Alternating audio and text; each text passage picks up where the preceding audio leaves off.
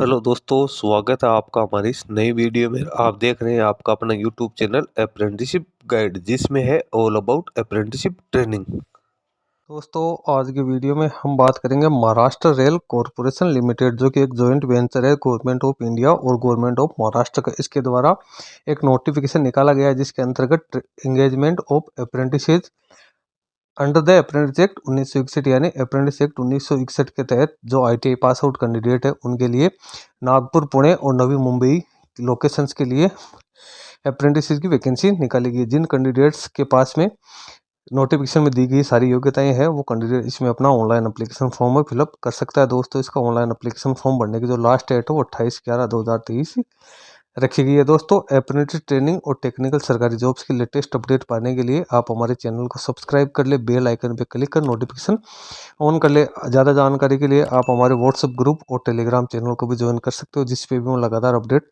देता रहता हूं। दोस्तों, सबसे पहले तो चलते हैं हम इसके नोटिफिकेशन पे और जानते हैं किन किन ट्रेड्स को मौका दिया गया है अप्रेंटिसशिप के लिए और उनके लिए एलिजिबिलिटी क्राइटेरिया क्या रखा गया है।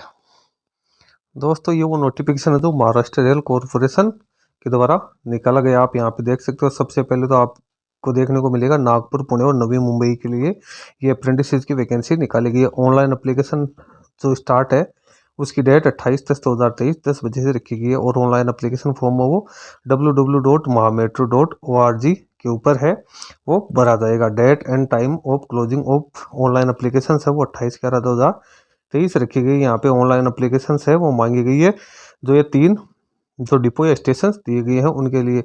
और यहाँ पे टोटल जो वैकेंसीज की बात करें तो 134 पदों के लिए वैकेंसीज निकाली गई। इसका एप्लीकेशन फॉर्म है इसकी ऑफिशियल वेबसाइट के माध्यम से ही भरी जाएगी। जो उनकी मेरिट लिस्ट है नागपुर, पुणे और नवी मुंबई ऑफिसेज की, वो अलग अलग तैयार की जाएगी। डॉक्यूमेंट वेरिफिकेशन है वो पुणे मेट्रो स्टेशन के ऊपर मेट्रो ऑफिस में किया जाएगा, या इसके बाद में कोई अलग से कोई सूचना जारी कर दी जाएगी। जो कैंडिडेट है उनको एक जगह मेरिट देखने को नहीं मिलेगी, यानी तीनों की मेरिट है वो अलग अलग निकलेगी। अब जो मोड ऑफ सिलेक्शन है तो कैंडिडेट का सिलेक्शन है वो मेरिट बेसिस पे होगा, यानी कैंडिडेट ने 10th और ITI में जो मार्क्स प्राप्त किए हैं उसके आधार पर कैंडिडेट को सिलेक्ट किया जाएगा। 50% मार्क्स है वो मेट्रिकुलेशन 10th के जो ऐड किए जाएंगे, और जिन कैंडिडेट्स के पास ITI की योग्यता है तो 50% मार्क्स है वो ITI की योग्यता के अनुसार किए जाएंगे।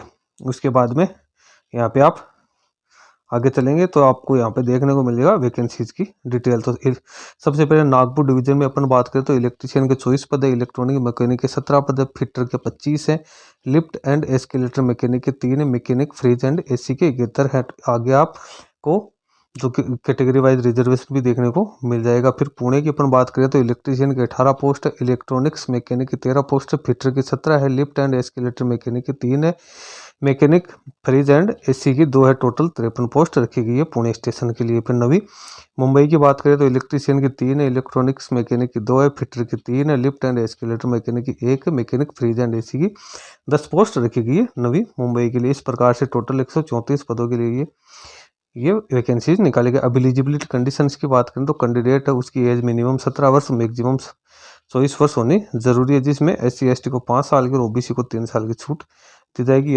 यदि अपन कैटेगरी वाइज यहाँ पे बात करें तो अनरिजर्व जो कैटेगरी जो कैंडिडेट है उनकी DOB 27/10/99 से 26/10/2006 के बीच में होनी चाहिए। SC के कैंडिडेट की 27/10/1994 से 26/10/2006, ST के कैंडिडेट के लिए भी 27/10/1994 से 26/10/2006 और OBC के कैंडिडेट के लिए 27/10/96 से 26/10/2006 के बीच में होनी जरूरी है। इसके साथ ही जो एक सर्विसमैन है उनको भी यहाँ पे छूट दी गई है। मिनिमम एजुकेशन क्वालिफिकेशन की बात करें तो कैंडिडेट 10+2 एग्जाम सिस्टम के अंतर्गत 10th पास होना जरूरी है, मिनिमम 50% मार्क्स के साथ, और कैंडिडेट के बाद NCVT या SCVT का सर्टिफिकेट भी होना जरूरी है जो रिलेवेंट ITI का ट्रेड है उसमें। पेमेंट और फीस की बात करें तो यहाँ पे एप्लीकेशन फी है वो 100 रुपये रखी गई है, नॉन रिफंडेबल, और प्लस में जो 50 रुपये है वो प्रोसेसिंग फी रखी गई है। कैंडिडेट वो फी का पेमेंट ऑनलाइन www.mahametro.org की वेबसाइट पे जाके कर सकता है।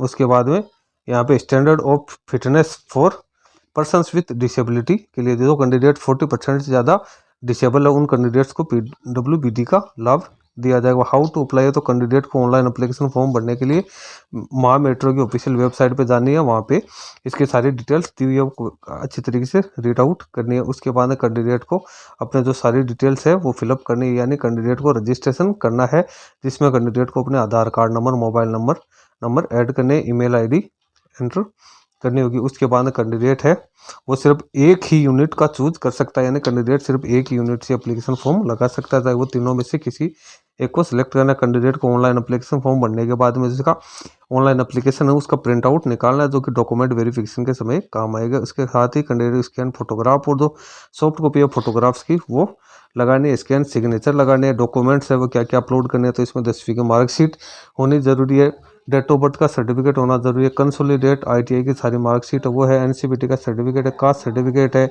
डिसेबिलिटी सर्टिफिकेट है, एक सर्विसमैन है तो उससे संबंधित सर्टिफिकेट है, वो सारी डेट है, वो सारी डॉक्यूमेंट्स है वो अटैच करने हैं। जो इसकी लास्ट डेट है वो 28/11/2023 रखी है। ट्रेनिंग एंड पीरियड की अपन बात करें तो अप्रेंटिस रूल्स के अकॉर्डिंग 1 साल की ट्रेनिंग के लिए कैंडिडेट को हायर किया जाएगा, और जो इसकी स्टाइफंड है वो 8,050 रुपये कैंडिडेट को पेड किए जाएंगे। अब एग्रीमेंट ऑफ ट्रेनिंग है तो कैंडिडेट को अप्रेंटिस रूल 1992 के अंतर्गत कैंडिडेट का कॉन्ट्रैक्ट वो जारी किया जाएगा। मेडिकल फिटनेस तो कैंडिडेट फिजिकली और मेंटली फिट होना जरूरी है, इसके लिए उन्हें गवर्नमेंट ऑथराइज डॉक्टर से जिसकी रैंक का असिस्टेंट सर्जन से कम नहीं होनी चाहिए का मेडिकल फिटनेस प्रमाण पत्र है वो प्रस्तुत करना जरूरी है। आप हेल्प डेस्क के तो कैंडिडेट को हेल्प डेस्क के यहाँ पे ईमेल आईडी दी, इस पे कैंडिडेट है वो कांटेक्ट कर सकता है। नीचे इंपॉर्टेंट इंस्ट्रक्शंस दिए जो कि कैंडिडेट को रीड करना जरूरी है।